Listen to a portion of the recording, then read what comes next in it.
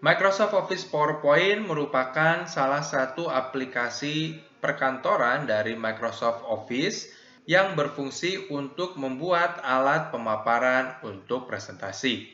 Bagaimanakah cara membuat alat pemaparan yang baik dan bagaimanakah cara melakukan presentasi yang baik? Mari kita simak videonya.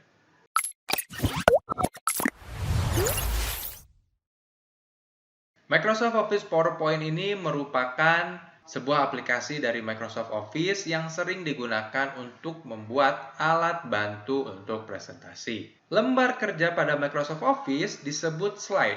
Hal ini disebabkan karena ketika awal diciptakan Microsoft Office PowerPoint ini, dia hanya ada transisi yang bergeser saja. Sehingga lembar kerja yang kita gunakan disebut slide karena transisinya bergeser.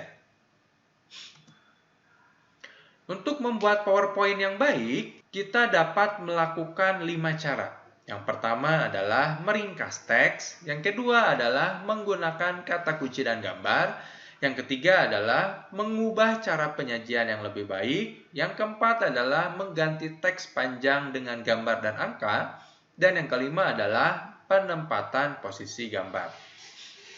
Ingat, PowerPoint yang kita buat merupakan alat bantu saja.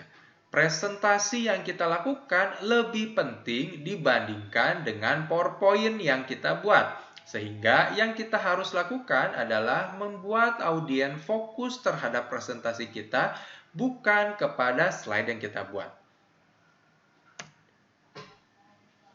Salah satu slide presentasi yang baik adalah dengan cara meringkas teks. Audiens dapat melihat dan mendengarkan kita, tapi mereka tidak dapat melakukan kedua hal tersebut secara bersamaan. Artinya, lebih baik kita menggunakan teks-teks secara singkat, sehingga audiens dapat memperhatikan presentasi kita lebih baik. Dan juga jangan lupa untuk memperkuat pesan-pesan yang ingin kita sampaikan, sehingga pesan yang kita sampaikan dapat diterima dengan baik pula. Yang berikutnya adalah penggunaan kata kunci dan gambar. Alih-alih menggunakan teks yang panjang, saya sarankan kalian untuk menggunakan kata kunci dan gambar.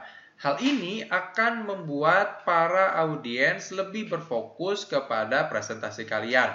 Ini merupakan upaya yang bisa kalian lakukan agar audiens tidak teralihkan perhatiannya dari presentasi yang sedang kalian lakukan. Yang berikutnya adalah cara penyajian yang lebih baik. Hal ini harus kalian lakukan agar audiens dapat berfokus kepada presentasi kalian. Caranya adalah dengan memasukkan smart art atau grafik-grafik atau ilustrasi yang menarik agar audiens tidak teralihkan perhatiannya. Yang berikutnya adalah mengganti teks panjang dengan gambar dan angka. Nah, hal ini juga yang harus kalian lakukan. Mengapa? Karena gambar dan angka ini mewakili pesan yang akan kalian sampaikan. Artinya, di dalam slide presentasi, kalian cukup mengisi gambar dan angka saja, narasinya kalian sampaikan ketika presentasi. Itu akan sangat efektif untuk tetap menjaga fokus dari audiens.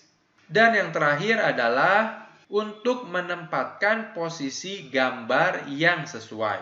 Buatlah posisi gambar yang seolah-olah gambar tersebut berinteraksi dengan audiens, sehingga audiens tidak pernah mengalihkan pandangannya atau konsentrasinya terhadap kalian sebagai presentator.